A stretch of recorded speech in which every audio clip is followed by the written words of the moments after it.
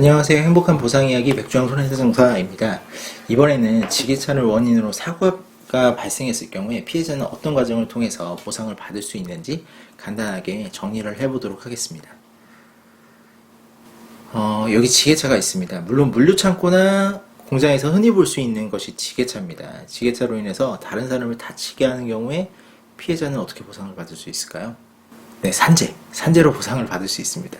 하지만 산재로 보상을 받지 못하는 경우가 있습니다. 개인 사업자, 협력업체 직원이 개인 사업자의 경우에는 산재로 보상을 받을 수가 없습니다. 그렇다면 자동차 보험으로는 보상을 받을 수 있을까요? 근데 지게차는 차가 아닙니다. 말장난처럼 느껴질 수도 있는데 지게차는 차가 아닙니다.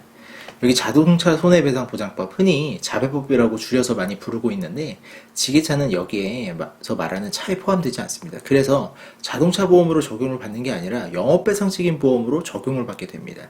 그런데 배상책임 보험하고 자동차 보험하고는 차이점이, 보상 부분에 있어서 차이점이 많이 발생을 합니다. 간단하게 세 가지 정도로 줄여서 설명을 드리면, 일단은 배상책임 보험은 지불보증 제도가 없습니다. 병원비가 일단은 피해자가 본인이 납부를 하시고 그 다음에 보험회사에다 청구를 하는 개념입니다. 그리고 두 번째는 치료비의 과실 적용입니다. 자동차 보험도 치료비의 과실이 적용됩니다. 다만 그 자배법에서 치료비 이하로 과실을 적용했을 경우에, 만약에 치료비 이하의 어떤 금액이 나올 경우에 치료비까지는 보장을 하라는 그런 규정이 명시가 되어 있기 때문에 치료비의 과실 적용 부분이 배상책임하고는 다릅니다. 배상책임은 과실이 적용됐을 경우에 만약에 치료비 이하의 배상금이 나왔다. 치료비가 600만 원이 나왔는데 보상금을 다 적용을 해보니까 300만 원이다. 그러면 300만 원만 나갑니다. 치료비를 보장해주는 부분이 없습니다.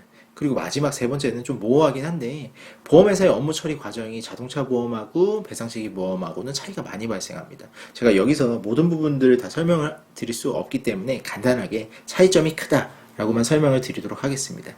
그러면 실제 사례를 통해서 제가 설명을 드리겠습니다. 화물차 운전자셨고 개인 사업자였습니다. 협력업체에 그 화물을 모두 실어주고, 그 화물차, 그 협력업체, 그 상대방 업체에서 지게차를 이용해가지고 화물을 내리는 과정에서 그 피해자, 그러니까 화물차 운전자죠. 운전자를 치게 된 겁니다.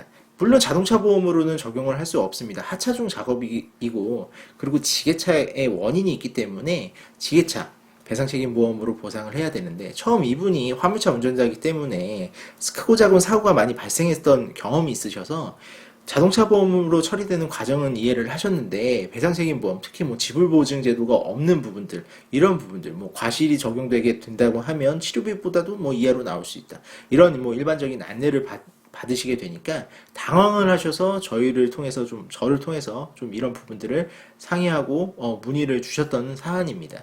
그래서 이렇게 2m 높이에서 화물칸 안에서 떨어지셨기 때문에 이 그림을 보시면 압박골절이 발생했습니다. 척추 부분에.